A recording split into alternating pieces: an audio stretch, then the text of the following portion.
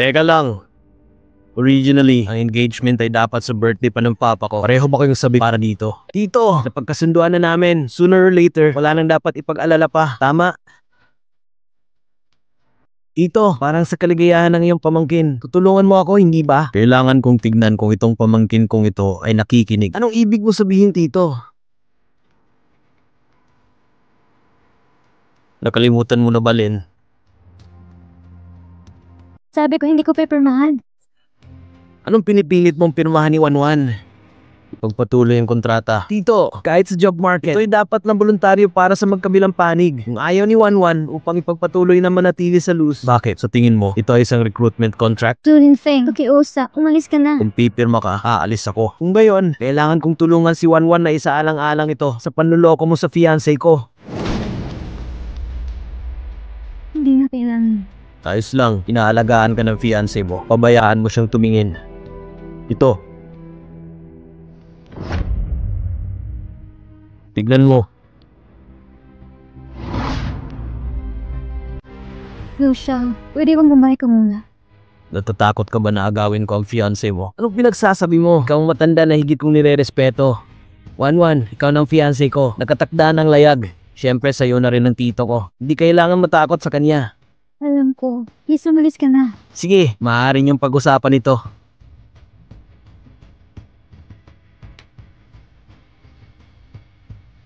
Nakatakda ng layag. Linwan, anong ipinangako mo sa aking pamangkin? Sumang-ayon ako kay Lucia. Paano mo nagawa to?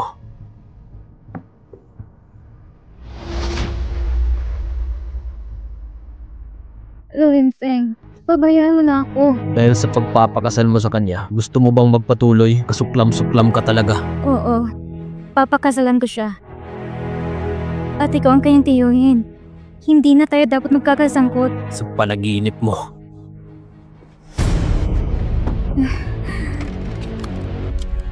Pirmahan mo na. Pirmahan mo na. Kung hindi ka pipirma, ang kontratang ito at ang nauna ay lilitaw sila sa Kinalin at Luke bukas na umaga.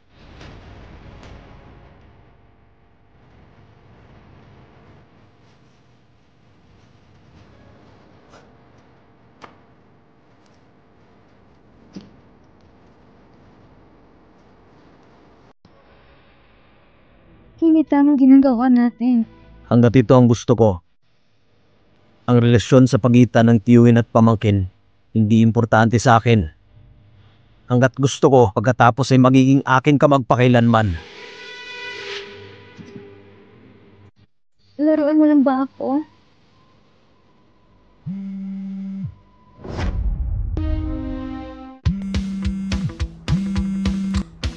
Hello, Wanwan. Nakauwi na ako ng bansa. Oo, naintindihan ko. Sobrang tagal na. Namiss kita sobra. Alam ko miss mo rin ako. Tama yan. Bukas ng gabi ang homecoming party ko. Papadalan kita ng imbitasyon sa iyong bahay. Iya, dapat pumunta ka, okay? Sige na. Kita-kits mamaya.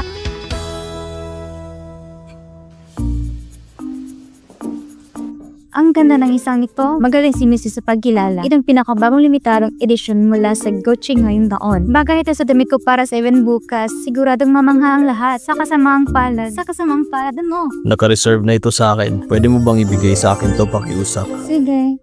Pakibalit ito para sa akin, please. Hoy, teka. Magkano binayad mo? Babayaran ko ito ng doble. Hindi ko ito ibibenta. Paano ka 10 beses? Ang pamilya ko hindi ka po sa pera. Hindi po ito auction kung saan ang sinumang tumawad ng pinakamataas ang makakuha ng item. Hindi mo ba naisip? Bagay na bagay sa akin? May kilala akong magsusuot nito. Mas bagay kaysa sa'yo. Pakibalot ito. Salamat. Sino? Asawa mo ba? Hindi mo na kailangang alamin. Napakalupit na sagot. Parang hindi siya. Excuse me po, di ba kanina lang nandito ang gwapong lalaki? Wala na siya. Wala na? Nakalimutan kong hingin ang phone number niya. Narinig ko sa iyong pagkikpagit kay Mr. Lucio na pinauna mo siya umalis. Linwan, matalino ka talaga. Hindi ko ginawa yun. Si Lolin Feng yun. Manahimik ka. Hindi pa ba sapat pagkakaroon ni Mr. Lucio? Dapat mo subukang tumingin sa salamin. Ika'y puno ng iyong sarili. Kahit na mataas ang ligayin mo kay Lolin Feng. Hindi ko ginawa. Hindi mo kailangan tumalo sa party ng pamilya yun. Isang pipong tao na pupunta doon, magiging first exotic lamang. Pinagtaksilan mo ba ako? Ay, Manan! Sino ka ba? Kaibigan ako ni Wanwan. Sinaktan mo anak ko. Eh, anong ginawa ko? Gagawin ko ulit. Linwan, anong klaseng taong naging kaibigan mo? Ikaw. Isang pipi at isang pakialamera. Mas ang puti pa ka sa dalawang boli. Wanwan, tara na. Kung magaling ka, huwag ka nang bumalik. Paumanhin, Wanwan. Nalake ako. Bumili ako ng alas kanina. Kaya natagalan. Okay lang yan. Nahanap mo na bang alas na nagustuhan mo? Hindi pa. Yung pinili ko ay inila ng ibang tao. Pati yung Miss You namin, hindi nakabili. Huwag mong sabihin yan. Nag-alok ako ng 10 beses sa presyo, pero hindi pa rin niya ito binibitawan. Nalaman kong kwintas na iyon, nagkakalaga na $11 million. Anong klaseng tao siya? Siya ang laman ng aking puso. Bakit siya naging pangarap ng lalaki? Hindi mo alam kung paano siya kagwapo. At mayaman din siya. Tunay na isang perpektong tao. Bumili siya ng mga alas ng babae. Baka may girlfriend na siya. Imposible. Bukod dito, sa kaganda ng iyong babae, sino lalaking di ko aagawin? Eksakto. Si Miss ang pinakaakit-akit. Naway magtagumpay ka. Wanwan, ikaw pa rin pinakamahusay. Sayang hindi ko makuha ang number niya. Tigilan na natin ang pag-uusap tungkol sa akin. Ikaw naman, ako? Ano? Yung sinabi mo sa akin sa WeChat. Yung 2 taon mo nang kilala. Wanwan, anong nangyari? Walang nangyari. Hindi kami bagay sa isa't isa. Kalokohan. Hindi siya sapat para sa'yo. Sabihin mo sa akin, pinagtaksilan ka ba niya? Hindi. Hindi ko maipaliwanag ng maayos. Huwag mo ipagtanggol yun. Maraming lalaki sa mundo. Hindi na kailangan mahal ang tulad niya. Bukas, dapat pumunta ka sa party ko. Ang mga elite young masters ay naghihintay para sa iyo. Boss Lou, ano ito? Ang pamilya yun ay nag-host ng big party ngayong gabi. Ito ang invitation card mo. Sabihin mo kay Luciao na siya ang pumunta. Umaasa ang matanda na pumunta ka. Ang pamilya yun ay naging napakalakas kailanman. Naintindihan ko. Tama, paanong bagay na hiniling ko sa'yo? Ipinalam ko kay Miss Lynn upang lumipat siya sa pribadong tirahan. Nandun na siya ngayon. Mabuti.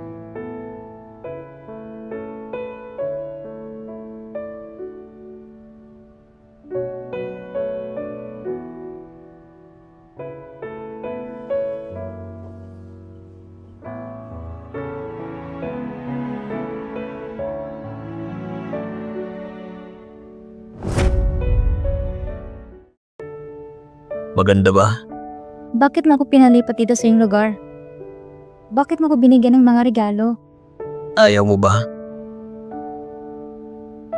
Bakit mo ito ginagawa? Ngayon magsisimula ang ating bagong kontrata. Huwag mo akong gawing miserable. Ano ba ko sa iyo? Ako ba isang bilango sa iyong kulungan? Di ba yan yung gusto mo? 2 taon na nakaraan. Ngayon, gusto mong pakasalan ng pamangkin ko. Dahil ba sa pera? Oo. Ang papakasalan ko ang pamangkin mo. Anong ginagawa mo, Tito? Gumagawa ng bagay na magpapasaya sa akin. Hindi ba pera ang gusto mo?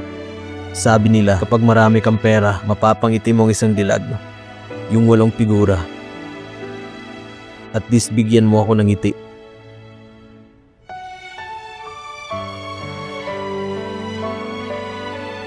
Ngiti.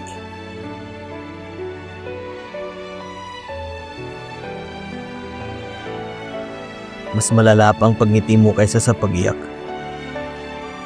Gampanan mong iyong tungkulin bilang aking kasindahan nang walang pahintulot ko. Hindi ka makakaalis sa bahay na ito.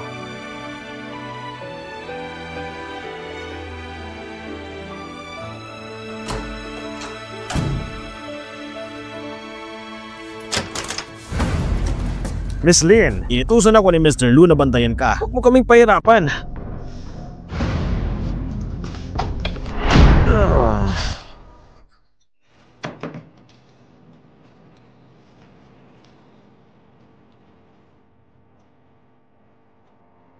Nangako ko kay Yumuyet, hindi mo sisira ang pangako ngayon, pero paano ko lalabas?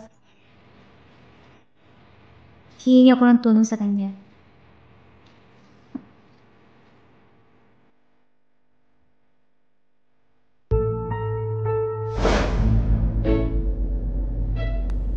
Salamat. Ginamit ko ang kapangyarihan ng Master Lu para utusan ng mga bodyguard na yon. Gayun pa man, 1-1, hindi pa rin kita opisyal na asawa. Napalipas ng gabi sa bahay ng ibang lalaki ay hindi angkop. Bukod dito, tiyuhin ko ang lalaking iyon. Ako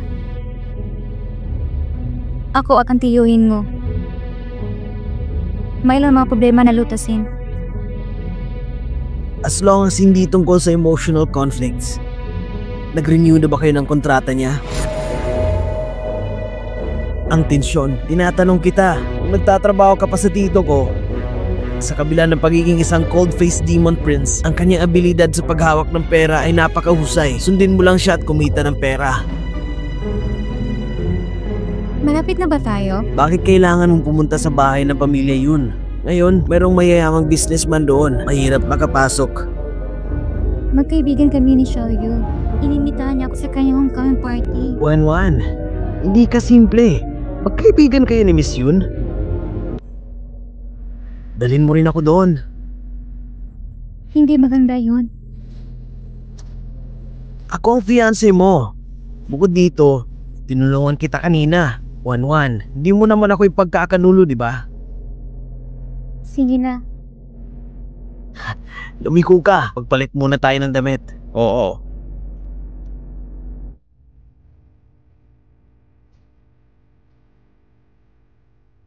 Wan, napakaganda mo ngayon. Masyadong revealing. Hindi ako sanay. Kailangan mo maging confident. Tara na sa loob. Sige na.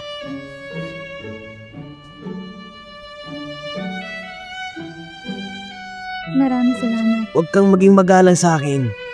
Kahit ang iyong kwintas ay nagpapakita ng iyong panlasa. Mukhang mahal. Binili mo ba? Ito ay isang regalo. Huwag mong sabihin galing ito sa tito ko. Inaasal lang kita. Tara na.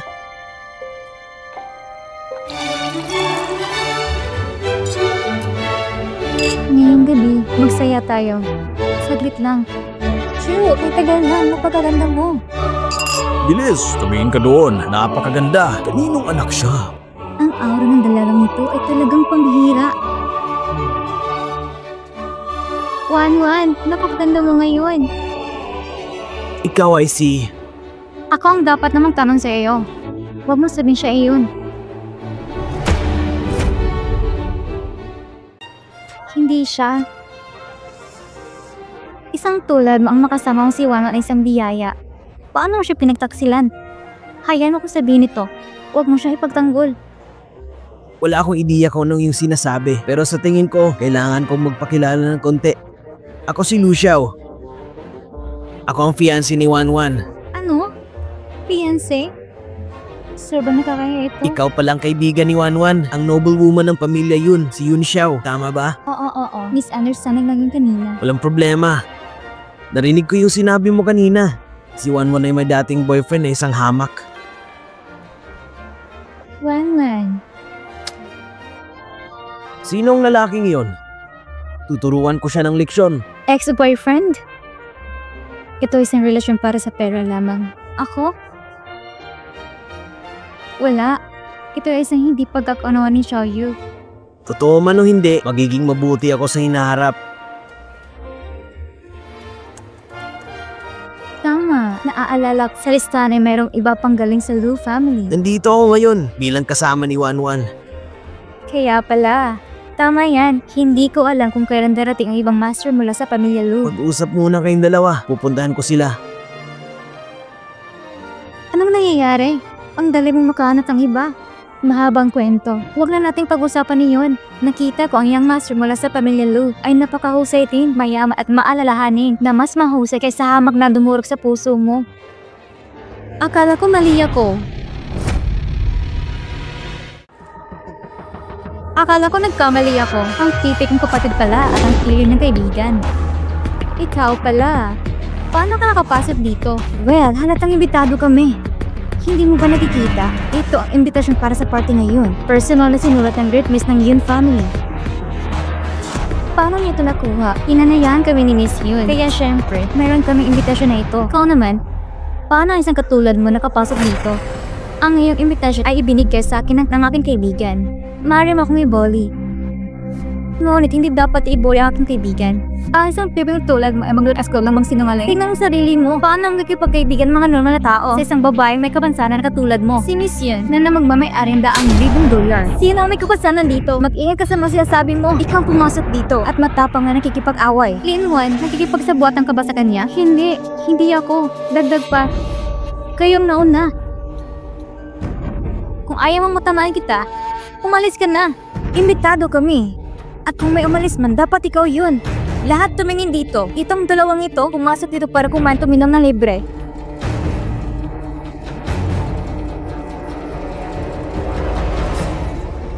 Ang lakas ng bunganga.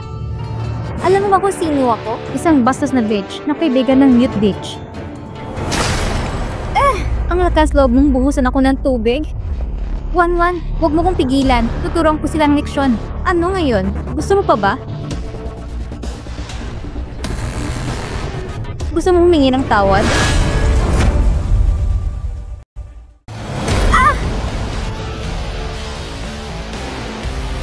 Ma!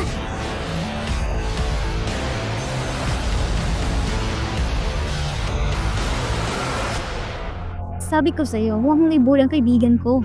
Lin-Wan, pinagtaksilan mo ba kami para sa kapakanan mo at pamilya Lin? Hindi ko ginambig din ang lahat. Pinipilit mo akong ganitong sitwasyon? Ikaw? Tumawag ka ng security dito. Oo. Bilis! At ikaw, maghintay ka palabas. Sana hindi mo ito pagsisihan. Hindi ako magsisisi dahil hindi ako aso. Well, mas mabuting tandaan mo iyon.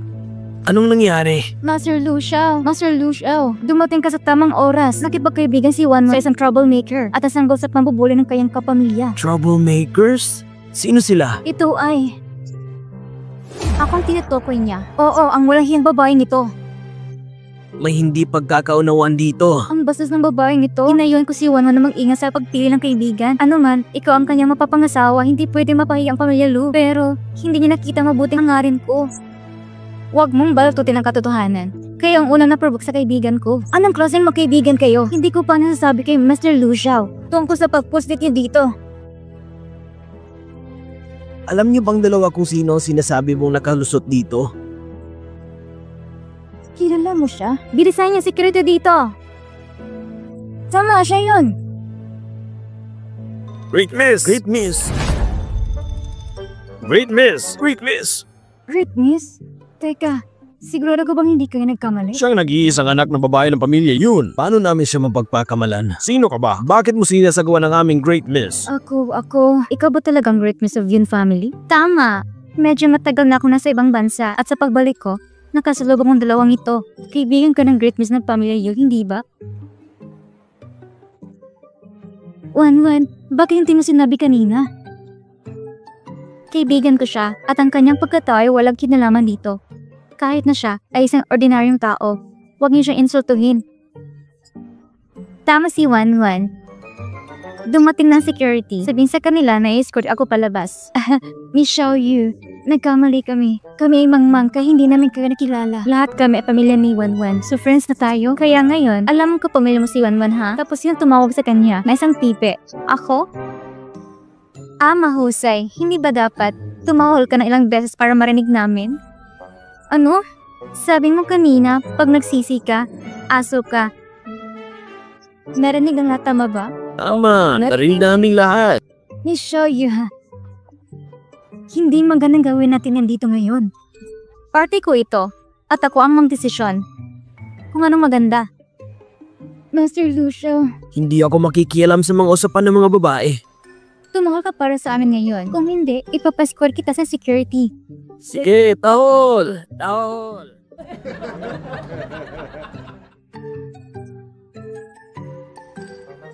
Tahol! Tahol! Woof, woof, woof. Woof, woof. Sige. Ayoko nang marinig ng tawa ng mga aso. Security, itapon sila. Oo! Sinunod namin na yung tagubili. Kanina, sinabi ko na kung tumahal ka na parang aso, hindi kita papalisin. Pero hindi ko sinabi, hindi kita magulit patapon. Ikaw, gawin agad. Sige na. Oo! Lumakad na kayo!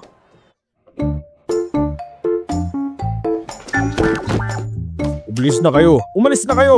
Ikaw,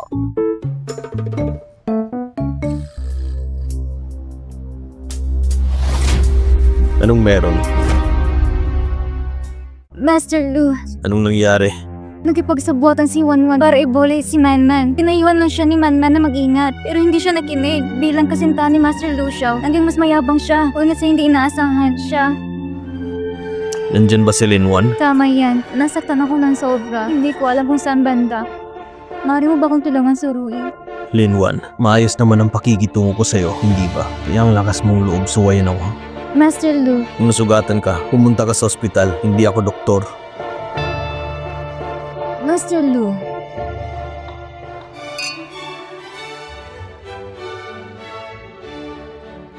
Wanwan, ginawa mo kanina. Hindi ba masyadong mastos? Na-disturb ba nito ang iyong party? Napaka-cool ng ginawa mo. Medyo na-excite ako. Gusto lang kitang protektahan. Tulad ng pagprotekta mo sa akin. Wanwan, in the future, maging ganito tayo, palagi sa isa't isa. Nagsiselos ako. Naiingit din ako sa'yo. Ang lakas loob mong nakawin sa akin si Wanwan. Hindi. Siguraduhin mo lang na hindi mo sasaktan si Wanwan. Gagawin ko ang lahat. Hindi lang gawin na yung makakaya. Dapat lang sa hinaharap ang aking Wanwan may lugar na babalikan. Hindi ko alam kung kailan ko makikita ang aking dream man. Tune, meron kang dream man? Siyempre, siya ay... Hindi ko inasahan nandito siya. Kaya ang balita tungkol sa malakas na pakikipagtulungan sa pagitan ng pamilya Lu at pamilya Yun ay totoo.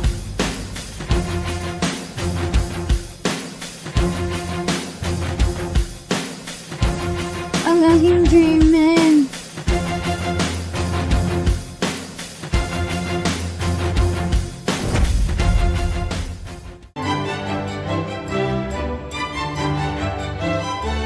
Ang aking dream man.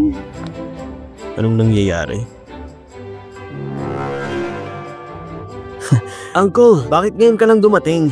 Hindi ko inaasahan. Ang aking dream ay si Lulin Feng. Para naka-jackpot ako. Gusto mo ang aking tito? Eksakto. Ito ay love at first sight. Anong pinag-uusapan ninyong dalawa? Di ba hindi ka dapat nandito? Uncle, masyado kang dominante. Empleyado mo si Wanwan. Hindi niya ibibenta ang sarili niya sa'yo. Paano mo nalaman na hindi ibibenta ang sarili niya sa akin? Heh, Master Lu, nakakatawa ka. Para mas nagustuhan kita ngayon. Oh, mabuti. Bakit ka nandito? Kaibigan ni Wanwan si Miss Yoon, kaya imbitado siya. Kasama ko siya pumunta dito bilang fiancé niya. Yo, anong ibig sabihin nito? Pinupuri ng Mr. ang kanyang misis? Tama, pinupuri ng mister ang kanyang misis. Hindi ba sila ay perfect match? Ang isa ay iyong pamangkin at ang isa ay ang aking kaibigan. Kung kaya nating dalawa, kung gayon ang lahat ay magiging masaya. Kaya, ikaw magiging tiyahin ni Wanwan? Nakakahiya. Napakaingay. Saan kayo pupunta?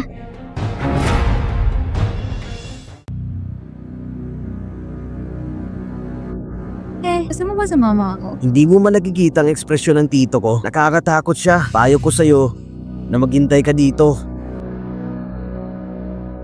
Tama ka. Sa tingin mo, ang kontrata ay blankong papel lang. Nangako kay Xiaoyu na pupunta ako. Hindi ko siya maaaring mabigo. Kaya mas pinili mong biguin ako. Akala ko nasa bahay ka ngayon. Bahay? Sa iyo yun. Para sa akin, parang kulungan ng ibon. Pumirma tayo ng kontrata. Kaya kahit kulungan ito ng ibon, kailangan mong manatili doon. Patawarin mo ako. Nangako ako kay Lu Xiao. Tsaka gusto ka ni Xiaoyu. Ito ang unang beses na nagkagusto siya. Hindi natin siya kayang saktan.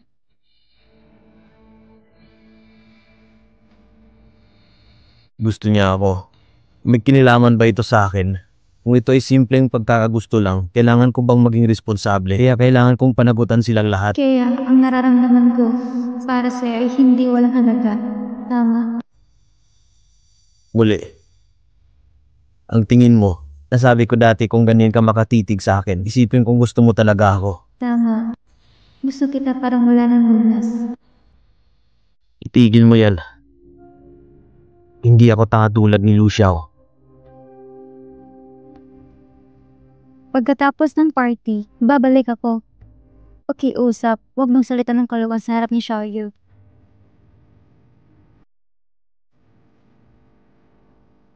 Anong kalokohan? Pag-usapan ng best friend niya at ang lalaking gusto niya, gaano kakatindi sa kama?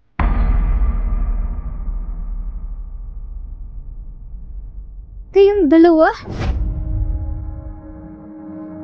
Kayong dalawa? Master Lu, baka hindi mo naintindihan. Si Wanwan may minor issues sa lalamunan niya, kaya nahihirapan siyang magsalita. Pero matalas ang pandinig niya, hindi kailangan lumapit ko pa ng gusto. Ang ibig kong sabihin, huwag mong sisihin si Wanwan na pinatabuyan ka niya, hindi niya sinasadya. Siya ay medyo sensitibo sa physical contact sa estranghero. Masyadong mahangin dito. Pumasok na tayo sa loob mag-uusap. Sige, naparito ko para imitahan kayong dalawa sa loob. Master Lu, sa hinaharap, kung gusto mong makipag-usap sa kanya, pwede mo akong tawagan. Ito ay hindi komportable sa kanya. Kaya kong maging tula sa inyong dalawa. Anong pag-uusapan natin? Malamang ayaw niyang malaman mo. Anong ibig mong sabihin? Wala na ito sa'yo. Master Lu, Wanwan, bakit ang cold niya? Hindi ba ako maganda? Sa bawat aspeto, magaling ka. Wanwan, the best ka talaga. Oo, tama. Hipag ka na niya, tama ba? Kay ganda na pangyayari, tulungan mo akong mapaibig siya.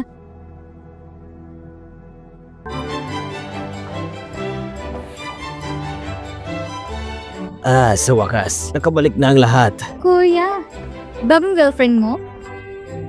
Girlfriend? Hindi ba pwedeng pampalipas oras lang? Halika sweetheart, bibigyan kita ng halik. Ang likod? Sige kuya, hayaan na ipagilala ko sila sa iyo. Si Master Lu Linfeng ang pinakamakapangyari sa pamilya Lu. At ito ang aking kaibigan, si Lin Wan. At ang aking fiancé. Ha? Siya ang babae sa bar? Siya ang babae sa bar? Babae sa bar? Uy, ito ang aking kaibigan. Huwag kang magsalita ng kalokohan. Nagsasabi lang ako ng totoo. Pagdating ko sa bar noon, kita ko itong piping babae. Tama yan. Doon ako nagtrabaho noon. Tingnan mo, inamin niya mismo. Brother, anong klaseng babae ang hinahanap mo? At napunta ka sa maruming piping babae na ito? Iyon ay normal na trabaho. Kumita ako ng pera sa malinis na paraan. Hindi tulad na ipinapahiwatig mo. Napakadumi ng bibig mo.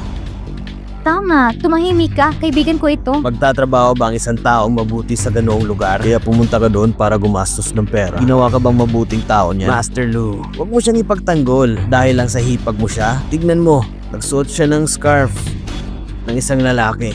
Walang nakakaalam kung kaninong galing ito. Akin yan!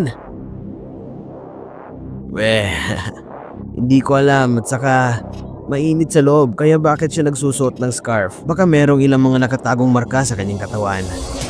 At ayaw niya makita ng iba. Lu Xiao, tanggalin ang scarf.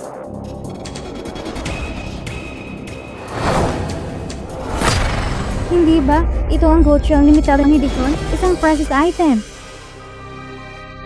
Balita ko sobrang mahal. Wanwan? Binili mo ba ito? Imposible. Ang presyo na ito ay umabot sa 8 numero. Gantimpala itong mga puta, tama ba? Tumahimik ka. May nagbigay ba nito sa iyo?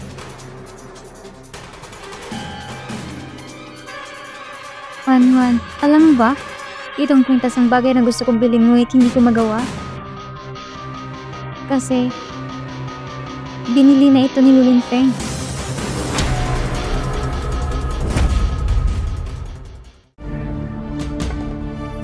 Malamang ang kaibigan ni Wanwan ay nakakuha ng katulad. Nag-iisa lang sa bansa, hindi ako magkakamali. Kaya anong relasyon ng dalawa? Xiaoyu, makinig ka sa paliwanag ko. Ito ba ang shared woman ninyong dalawa? Kayong mayayaman ang hiling niya talaga maglaro. Dati pumunta ako sa bar para gumastos ng pera sa kanya. Ngunit tinanggihan niya ako. Kaya pala may sugar daddy na at may dalawang daddy pa. Binili ko ito. Ikaw? Kayong dalawa? Si Linwan ay bahagi ng aming pamilya. Kapag nasa kaganapang katulad nito, ang kanyang imahe ay hindi dapat ipahiya ang pamilya namin. Ang aking pamangkin ay mahilig maglaro mula pagkabata. Bilang kanyang tiyuhin, tutulong sa kanya sa mga bagay na ito. May problema ba? Kaya tinutulungan mo si Lu Xiao para paganda si Wanwan? Nagkakagalo ng ganito dahil sa akin. Wanwan, humihingi ako ng tawad sa'yo. Hindi. Ayos lang. Wanwan, tinatakot mo ako. Akala ko meron kayong relasyon. Wanwan, pasensya na. Ikaw din, dapat humiga ng tawag kay Wanwan. Bakit? Gusto niya lang makihalubilo sa mayayaman. Isang mahirap na gustong maging mayaman. Ang iyong pamilya, Lu, huwag kayong magpalinlang sa kanya. Siya ay walang iba kundi isang puta. Kuya, May nasabi ba akong mali? Hindi niya kailangan magsalita. Ngunit maaari niyang linlangin ng mga ito. Bigyan siya ng $11 milyong US.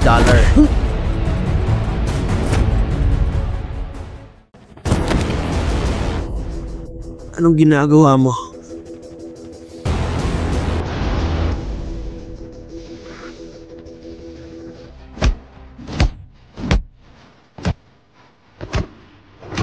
Anong nangyayari? Hindi ba ang pamilya Lu at Yun ang napapalawak ng kanilang negosyo? Bakit sila nag-aaway? Nag-aaway ang lalaki dahil sa isang babae. Sino ang babaeng yun?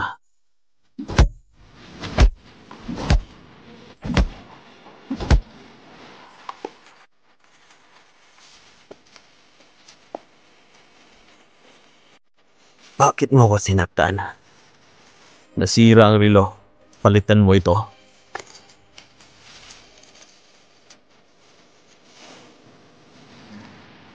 Hindi kailangan ng pamilya Lin ng resources natin. Pamilya Lin, maraming tao ang gustong makipagtulungan sa akin. Pag-isipan nito, kung wala ang aking suporta, anong gagawin mo? Narito ang pera para sa gamot.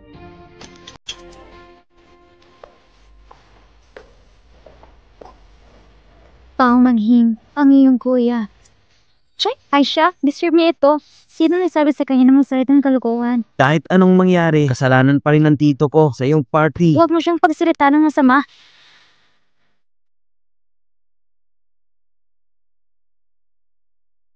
Ang sobrang gwapo niya. Anong gagawin ko? Mas lalo akong nahulog sa kanya.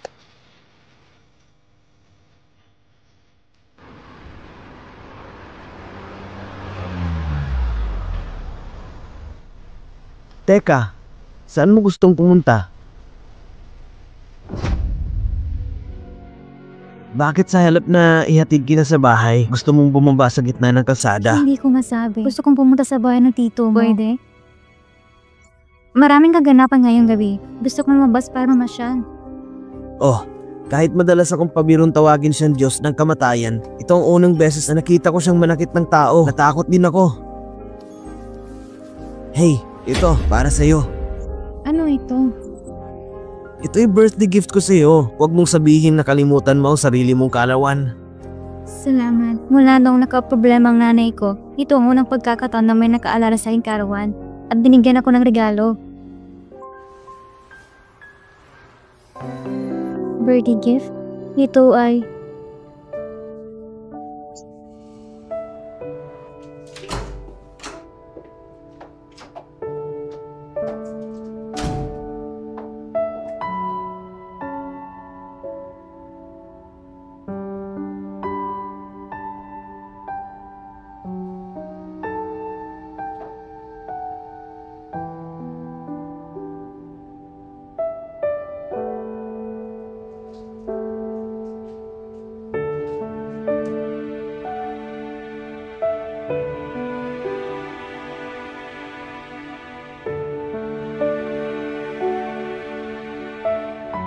Lolin Feng, ang kwintas na ito, regalo mo rin ba?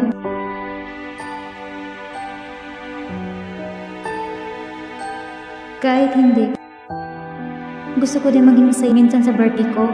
Yung walang pakialam sa kahit ano. Isipin ko inihanda mo ito para sa akin.